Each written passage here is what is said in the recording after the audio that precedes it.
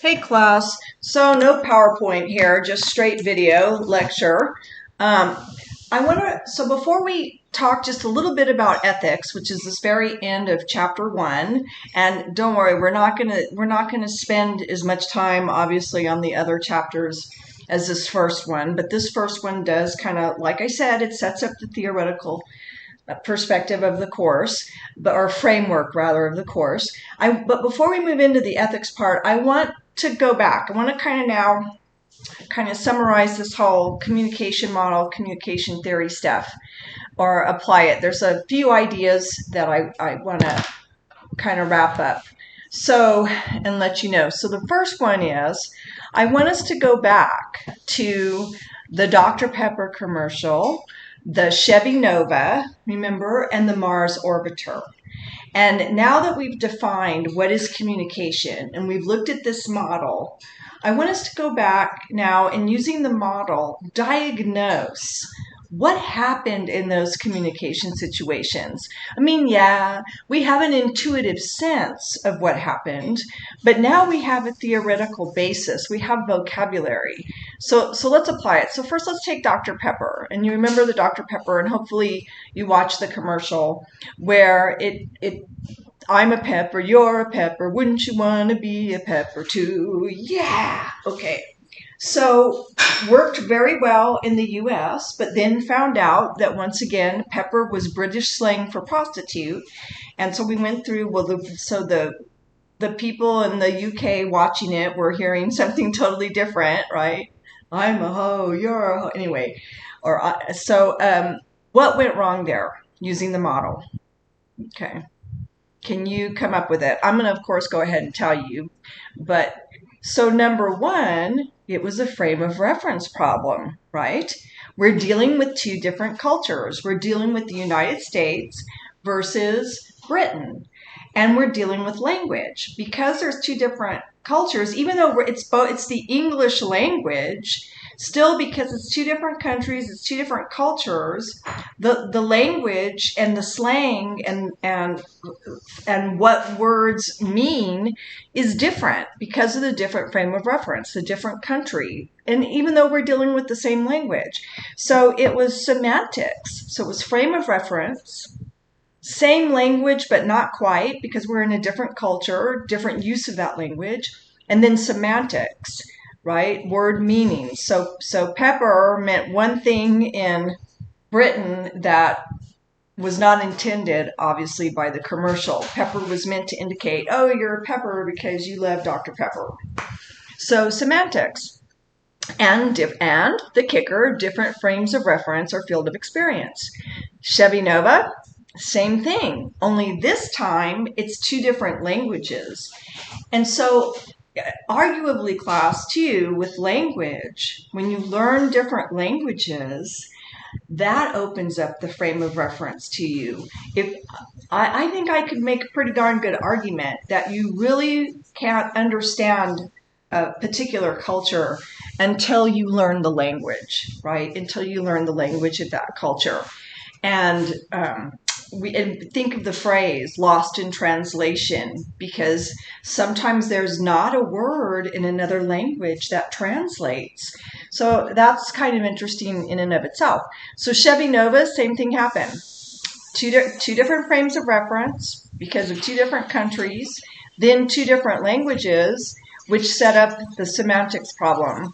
Nova being an exploding star in English, and then Nova, of course, meaning no go in Spanish.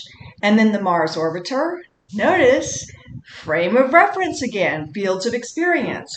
We've got the British company, Lockheed Martin, using pounds, which is a British measure. And then we have NASA using newtons. And so different frames of reference, literally different standards of measurement. So it's a frame of reference problem again, and different countries once again. So again, that's how the frame of reference in the fields of experience also relates right back into those examples that we started this whole 4-part lecture with. And even COVID-19, how would you diagnose that? the mixed messages, the different frames of reference from the scientist's point of view versus politicians' point of view versus different governments' point of view, be it the federal, the state, the local, and then people's different frames. And then you threw in the politics, and that was just the windows shut, right? And it became politicized. And so then something as simple as wearing a mask or not wearing a mask became a whole symbol for your value system and what political party and what presidential candidate you supported. It's just like, but see what I mean? That the mask, that simple act, ended up symbolizing all of those things I just mentioned. So, I mean, we're a symbolic species. What can I say? And so I did want to come back to that and diagnose, look at those early examples, which are businesses. The cost was a bunch of money.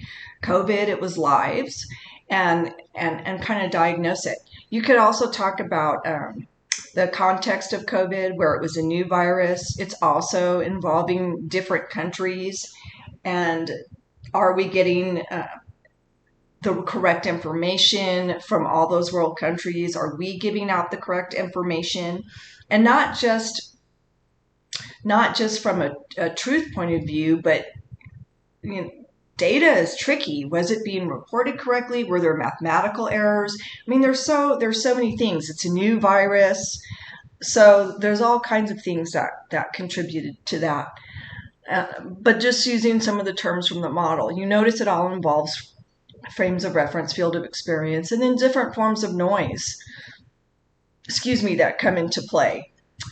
And then something else I wanted to mention, the next thing I wanted to mention was this idea of media, right? The channel, what the message has to pass through to get to the receiver, and how the channel impacts the message, whether you have access to all those codes, channels being the medium.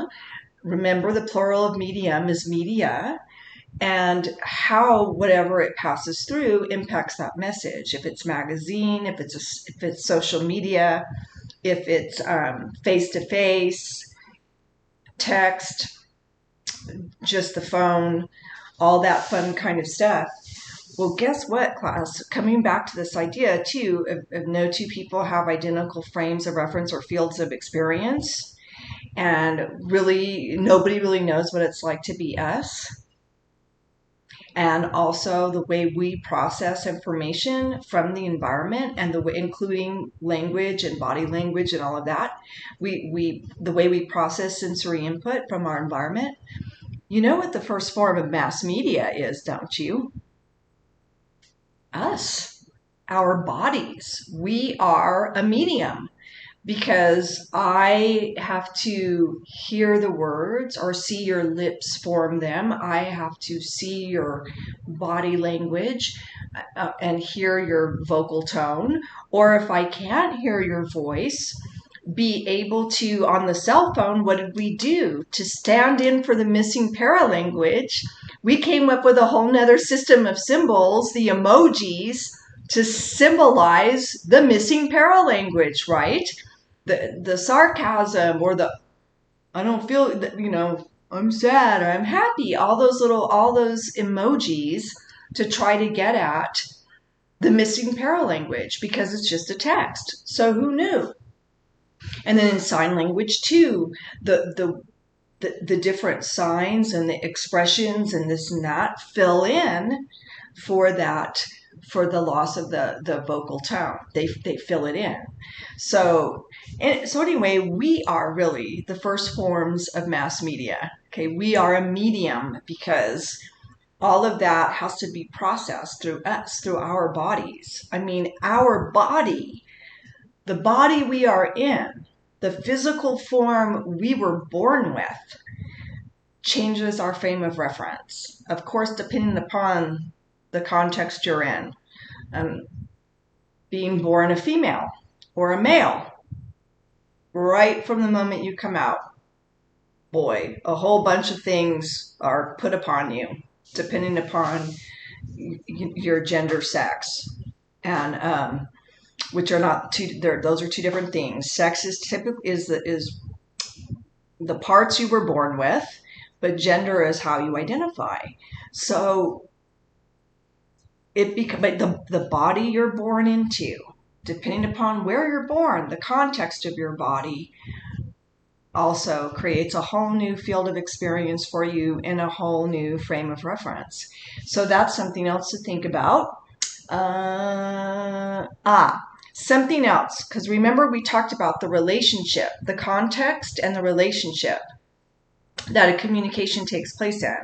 So you could even say one of the communication axioms is communication equals context plus relationship. And when the context and the relationship changes, the message changes. So it can be the same message, but if you change the context and you change the relationship of the sender and the receiver, boy, does it impact the meaning of the message. And I'm going to use one of my students, a long time ago, when we were talking about this in class, one of my students came up with this example, and I thought it was great. It's very colorful, but I think it really demonstrates the point. So she was like, oh, that's like you've gone out shopping with your best friend and you both bought a cute outfit because you're going to go out dancing that night. And so she said, you put on your new outfit and your friend's got her outfit on. Your friend sees you and she's like, girl, your ass is rocking in that dress. Okay. As opposed to you're walking down the street, downtown somewhere, and as a woman, and some strange male starts walking behind you and then comes up to you and says, girl, your ass is rocking in that dress. Not the same message received. It's the same words, your ass is rocking in that dress, but because you've changed the context of the communication and the relationship between the sender and the receiver, the message is totally different. So that's something to also think about. I wanted to mention another communication axiom that is going to kind of be our segue into ethics is communication is also irreversible. And this is really something to think about in the business and professional world. Whether it's an email, and be careful, because if it's an email, once again, you've got that permanent record, or a text. Or even if you've said it, communication is irreversible. In other words, once it's out there, you really can't take it back. You can apologize, you can say you didn't mean it, but at that point it's too late. It's out there. You can't take it back. So, and Walter Ong, who was a communication theorist, he wrote a book called Secondary Orality. He phrased it this way: you cannot erase a spoken word. You cannot erase a spoken word. So that's pretty heavy. Once it's out there, it's out there. So we have to be careful, but at the same time, speaking of common frames of reference, I don't know anyone who hasn't said something in a public venue that they wish they could take back. So now it's up to the receiver to say, you know what, I put my foot in my mouth sometimes. I've said things that were awkward or were wrong. I'm going to choose to forgive this person or not, So that's another one. Communication is irreversible. And that's going to kind of bring us into business ethics, that when you're being asked to do something that you find unethical, or if you say something unethical, or if you do something unethical, you can't take it back. So be careful. And yeah. So let's get into ethics. This is the very last part of your chapter, and this should help you. If you read it, you can probably do those business ethics questions. But this is worth noting, because when you're in certain business situations, you might be asked to do something that you feel is unethical. And your book makes a couple of good points that it doesn't matter how any training you're receiving on this, on being an ethical business and this and that. If you're a supervisor or manager, actions speak louder than words. If you're doing things that can be perceived unethical, and especially if it's like behind closed doors, well, here's my public message, but behind closed doors, oh yeah, uh, this person's just a you know what, or you know what I mean? When you're two-faced like that and you're the boss, that's who they're going to follow. They're going to follow that example, not all the ethical training. So really, the first step in having an ethical business is for you to be ethical in the first place, for you to be the manager. And so you notice this happens a lot. Employee theft. This is on page 29.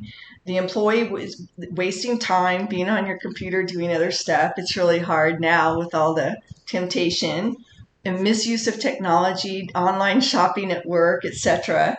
So there's all kinds of different things, or being asked to do you have the company lose millions of dollars because there's a small chance this product might be defective, or do you go ahead and launch it to save your company? I mean, there's all kinds of ethical things that come into play. And so these rules here are just a way of kind of looking at what are your values, what do you stand for, and are you following any of these ethical rules, So the utilitarian rule is based on the greatest good for the greatest number. So maybe when you make this decision, nobody's going to win per se, but you're going to try to maximize the good for the greatest number of people. So that's one of the rules. You can't save everyone, but if you follow this course of action, at least more people are going to benefit than are going to have to sacrifice.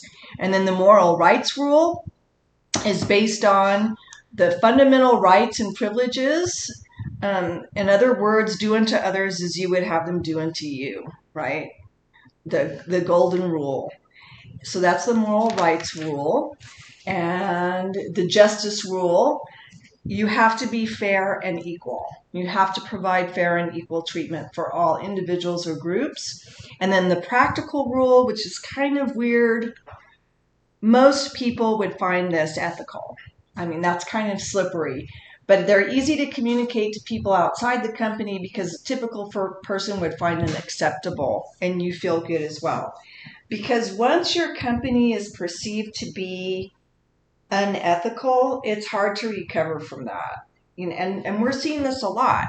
And this idea of social responsibility, sometimes people really look at companies and decide, investors, am I going to make socially responsible investments? Am I going to invest in a company or work for a company that treats its workers well, that is providing good working conditions for the people that are actually producing the product overseas? For example, is this company polluting the environment? I mean, it depends on the value system, but you've heard it, but a company's public image is really more, and their ethical image is really in the spotlight more and more and more. And I'm sure you can come up with lots of examples of this.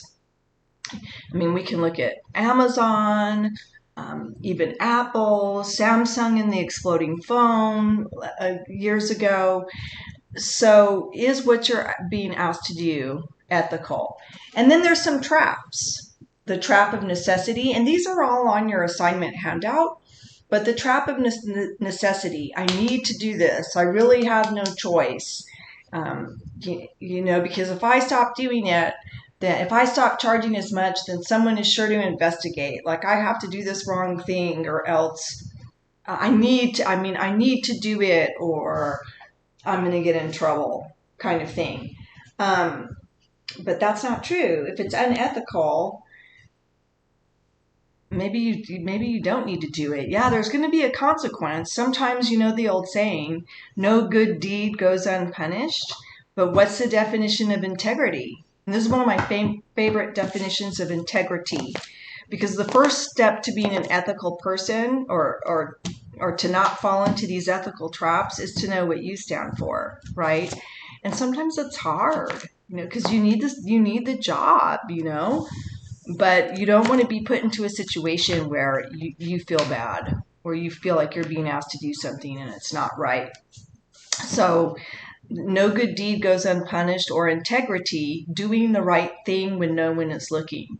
And integrity is an interesting word. Integrity comes from the same root as the word integer. And integers from mathematics are any whole number. So the word integrity implies that you're a whole person, right? There's a sense of wholeness to you and a wholeness to your value set. You're not fragmented, which is kind of interesting to me. And then the trap of relative filth, my favorite one. Well, I might have told a little white lie about this, but so-and-so lies to their mom all the time. So what I'm doing isn't nearly as bad as so-and-so, except for it's still bad, it's still wrong. And then the trap of rationalization, you kind of have to do a weird little reasoning process for yourself. Well, it's all right if I call in sick because if I don't use my sick days before January 1st, I'll lose them. And it's like, well, but you're not really sick. What that means, that doesn't mean, it means you're calling in when you're not really sick. It's okay to call in sick if you're really sick, but that's sort of a rationalization. So these are traps. Self-deception. So what if I claim my experience is more varied than it really is? No one will ever find out. Well, you'd be surprised. They may find out. They check your references, or you get into the situation where you don't know how to do anything, and guess what?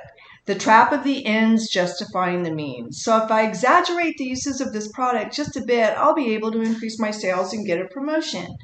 And the ends justify the means is an interesting ethical trap because it's embedded. Do the ends justify the means is embedded in a lot of ethical questions.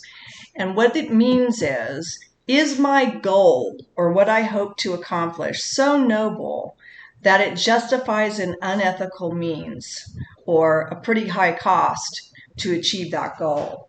And so anytime we go to war, anytime a country goes to war, they're pretty much answering that question. Do the ends, does going to war and all the people that are going to die in that war, or does keeping our country safe or keeping our interests safe, whatever those interests are, does keeping our interests safe, that's the goal, justify all the people that are going to die and lose their lives and suffer in service of that goal? So it's embedded in a lot of ethical questions. So how about this one? Would you be willing to, well, let me start over. For an all expense paid 2-week vacation to anywhere in the world, all expense paid 2-week vacation to anywhere in the world, would you be willing to kill a beautiful butterfly by pulling off its wings? Survey says, who's going to Vegas? Well, this is an ends justify the means question. Is the goal of the 2-week all expense paid vacation worth pulling the wings off a beautiful butterfly? And I don't know, lots of people say, yeah, hell yeah, I'm pulling the wings off. It's vacay. But then there's a lot of you who are like, no, I wouldn't do it. The butterfly's done nothing wrong to me. It's still alive. And then the element of manipulation. Well, who's asking me to do this? And if I'm willing to pull the wings off for the vacay, what else am I willing to do if the price is right? If the carrot's big enough. So are you willing to be manipulated? But then people are like, oh, but the butterflies are so beautiful and they symbolize the soul and rebirth, and my grandmother loved butterflies. And next part of the question, for the same thing, 2-week vacation, all expense paid to anywhere in the world, would you be willing to step on a cockroach? Hell yes. Right? Well, I don't like to step on them, but I would. Okay. So do you see the ethical dilemma it's setting up here? So you're willing perhaps to not kill the beautiful bug or the bug that's perceived to be beautiful, but you're willing to kill the ugly bug, which I am. I'm a hypocrite, by the way. So if I'm saying, oh, I wouldn't kill the butterfly because of this value of life and it pollinates flowers but I am willing to kill the ugly bug, suddenly my whole ethical value system fell apart somewhat. Although roaches are gross, they spread disease, they can give you asthma. I mean, come on. But you see what that type of question is getting at? But that's the embedded question. Do the ends justify the means? So that's just a little fun question for thought. So you have those ones. The questions that I gave you for the business ethical questions, those are actually based on real life things that happen to real life business people. So go through, decide. It's just aimed at having you look at your own value system and to kind of know what those values are and to be able to argue what you would do in those business situations. So have fun with that. There's really not necessarily any right or wrong answer as long as you can justify it ethically. Okay. And then, of course, you get into situational ethics, which is problematic. This is right back into frame of reference, is it not? Because what's ethical to one person or to one culture is unethical to another. So, but then if everything's situational, then what's the point of having standards of behavior in the first place, or ethical rules, a sense of right and wrong? And that's what ethics is, right? A system of right and wrong, what your morals are, what your values are. And so I want you to think about, where do your values come from? Think of your own frame of reference. Where do those values come from? So that has to do with frame of reference and fields of experience. Or did you learn from experience that sometimes what you thought was pretty straightforward, right and wrong, suddenly there's nuances, there's complications in those situations. So just think about that for the assignment. I hope that helps a little bit. And what was there was one other thing. Oops. I'm in the wrong chapter because I closed the book too soon. Oh, I love this ethics test. So if you're being asked to do something and you're uncomfortable, find out, is the action legal? Does it comply with your values? Will you feel bad? Your gut's a pretty good indicator. My favorite one is how it will look at a news story. Speech teacher fired for, right? I love it. You can see it as the headline. If you know it's wrong, don't do it. If you're not sure, ask and keep asking till you get an answer. So, and your book gives you lots of fun examples of different things that have happened and gives you pretty good arguments. About losing faith in the company. Really take a look at the bottom of page 31 and top of page 32. So, how ethical are you? And just remember, once it's out there, you really can't take it back. Have fun and stay tuned for Chapter 2, what I call the organizational models. So we'll start applying all this fun stuff directly to the business world. Take care.